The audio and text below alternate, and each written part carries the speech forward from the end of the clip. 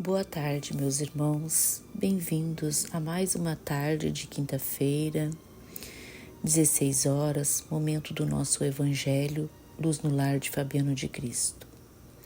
Para dar andamento a este momento tão dignificante para nós que procuramos o consolo do Pai, devemos seguir umas regrinhas básicas que são elas: reunirmos com todos os componentes da casa, se possível, colocarmos água para ser fluidificada, fazermos uma prece inicial, abrir o Evangelho ao acaso, ler e comentar sobre. Em seguida, fazermos uma prece final de encerramento e logo após bebermos a água que foi fluidificada. Então,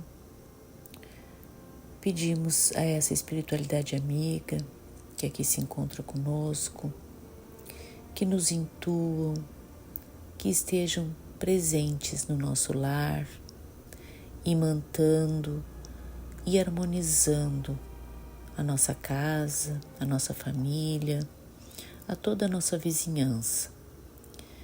Que façamos este Evangelho de amor na certeza que esse Pai amado está sempre junto a nós, nos protegendo, nos ajudando. Pedimos então, amigos queridos, que fiquem aqui conosco. Assim seja. Então, abrindo hoje o Evangelho ao acaso, caiu no capítulo 14, honrai o vosso pai e a vossa mãe. Quem é minha mãe e quem são meus irmãos? Item 5 ao 8. E tendo chegado à casa, nela se reuniu uma tão grande multidão de povo que não podiam mesmo tomar seu alimento. Seus parentes, tendo sabido disso, vieram para se apoderarem dele, porque diziam que ele havia perdido o espírito. Entretanto, sua mãe e seus irmãos, tendo vindo e ficando do lado de fora, mandaram chamá-lo. Ora, o povo estava sentado ao seu redor e lhe disse: vossa mãe e vossos irmãos estão lá fora, vos chamando. Mas ele lhes respondeu: quem é minha mãe e quem são meus irmãos? E olhando aqueles que estavam sentados ao seu redor, eis disse: minha mãe e meus irmãos, porque todo aquele que faz a vontade de Deus, este é meu irmão, minha irmã e minha mãe. São Marcos, capítulo 3, versículo 20, 21 e 31 a 35. São Mateus, capítulo 12, versículo de 46 a 50. Item 6. Certas palavras parecem estranhas na boca de Jesus e contrastam com a sua bondade e sua inalterável benevolência para com todos. Os incrédulos não deixaram de fazer disso uma arma, dizendo que ele próprio se contradizia. Um fato irrecusável é que a sua doutrina tem por base essencial, por pedra angular, a lei de amor e de caridade. Não podia, pois, destruir de um lado o que estabelecia de outro. De onde é preciso tirar esta consequência rigorosa de que certas máximas estão em contradição com o princípio? É que as palavras que se lhe atribuem foram mal expressadas, mal compreendidas ou não são dele. Item 7. Admira-se, e com razão, ver, nessa circunstância, Jesus mostrar tanta indiferença para com seus parentes e, de alguma sorte, renegar sua mãe. No que tange a seus irmãos, sabe-se que não tiveram jamais simpatia por ele. Espíritos pouco avançados não tinham compreendido a sua missão.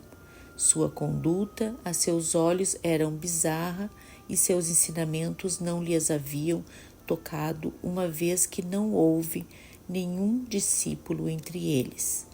Parecia mesmo que partilhavam até um certo ponto das prevenções dos seus inimigos. É certo, de resto, que o acolhiam mais como estranho do que como irmão, quando ele se apresentava na família. E São João disse positivamente, capítulo 7, versículo 5, que não acreditavam nele.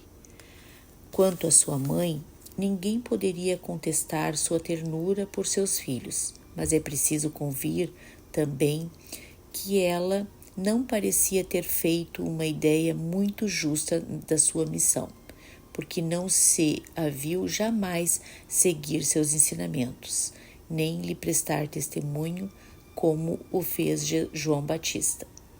A solicitude maternal era nela o sentimento dominante. A respeito de Jesus, supor-lhe ter renegado sua mãe seria desconhecer-lhe o caráter. Um tal pensamento não poderia animar aquele que disse: honrai a vosso pai e a vossa mãe. É preciso, pois, procurar um outro sentido para suas palavras, quase sempre veladas sob a forma alegórica. Jesus não negligenciou nenhuma ocasião de dar um ensinamento. Tomou, pois, a que lhe oferecia a chegada de sua família para estabelecer a diferença que existe entre o parentesco corporal e o parentesco espiritual. O parentesco corporal e o parentesco espiritual, item 8. Os laços de sangue não estabelecem necessariamente os laços entre os espíritos.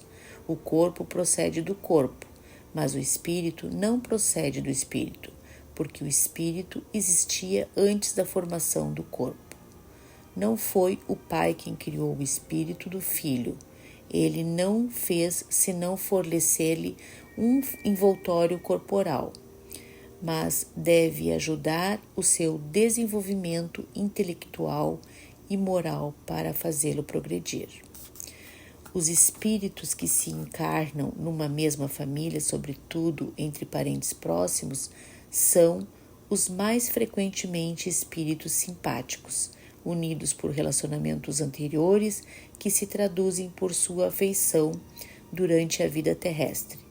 Mas pode ocorrer também que esses espíritos sejam completamente estranhos uns aos outros, divididos por antipatias igualmente anteriores, que se traduzem da mesma forma por seu antagonismo na Terra, para lhe servir de prova.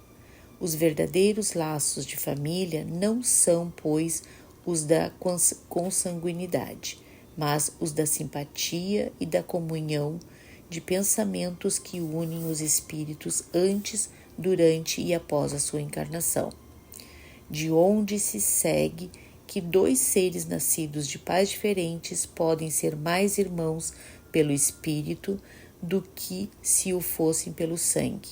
Podem se atrair, se procurar, dar-se bem juntos, enquanto que dois irmãos consanguíneos podem se repelir como se vê todos os dias. Problema moral que só o Espiritismo podia resolver pela pluralidade das existências. Capítulo 4, número 13. Há, pois, duas espécies de famílias: as famílias pelos laços espirituais e as famílias pelos laços corporais. As primeiras, duráveis, se fortalecem pela depuração e se perpetuam no mundo dos espíritos, através de diversas migrações da alma. As segundas, frágeis como a matéria, se extinguem com o tempo e frequentemente se dissolvem moralmente desde a vida atual. Foi isso que Jesus quis fazer compreender em dizendo aos seus discípulos: eis minha mãe e meus irmãos, quer dizer, minha família pelos laços do Espírito, porque quem quer que faça a vontade do meu Pai, que estás no céu, que está nos céus é meu irmão, minha irmã e minha mãe. A hostilidade de seus irmãos está claramente expressa na narração de São Marcos, uma vez que, disse ele, se propunham se apoderar dele sobre o pretexto de que havia perdido o espírito. A notícia da sua chegada, conhecendo-lhe os sentimentos a seu respeito, era natural que dissesse, falando dos seus discípulos do ponto de vista espiritual: eis meus verdadeiros irmãos. Sua mãe se encontrava com eles e generaliza o ensinamento, o que não implica de nenhum modo que tenha pretendido que sua mãe, segundo o corpo, não lhe era nada como espírito, e que não tivesse por ela senão indiferença. Sua conduta, em outras circunstâncias, provou suficientemente o contrário. Então, Jesus, através dos seus ensinamentos, quis nos dizer que perante Deus somos todos irmãos. Reencarnamos muitas das vezes num núcleo familiar que não nos é afim, ou melhor, sem termos afinidade. São famílias pelos laços de sangue, que só nos é necessário como prova para evoluirmos, enquanto que outras só o amor fala por si próprio. São as famílias pelos laços de amor, que se perpetuam além da eternidade. Então, encerrando o nosso evangelho de hoje, agradecemos essa espiritualidade amiga, a Deus, nosso Pai, a Jesus, nosso irmão, nosso mestre, que está sempre nos ensinando através da sua palavra de amor. Pedimos a Maria, nossa Mãe amantíssima, que nos envolva no seu imenso manto de amor e sabedoria, nos intuindo sempre pelo amor, pela caridade e pela empatia uns com os outros, ajudando sempre. Pedimos então, amigos queridos, que fiquem aqui conosco. Mais uma vez lhes agradecemos. Que assim seja.